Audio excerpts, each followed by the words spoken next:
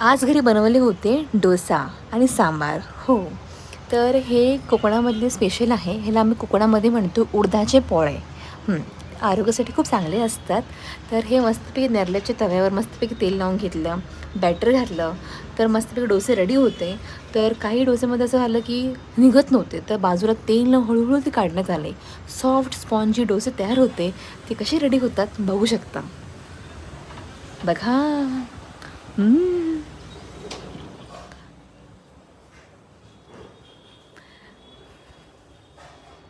खरंच कोकण कोकण आहे. हां, हां. कारण मी कोकणात जन्मलेली आहे ना, म्हणून. हे बघा निघत नव्हतं ना, म्हणून थोडं तेल लावलं होतं. मग तो डोसा काढला होता. आणि सॉफ्ट स्पॉन्जी लागतात हे डोसे, खूप छान लागतात. उडदाचे डोसे म्हणताय का? बरोबर की ना? बाय.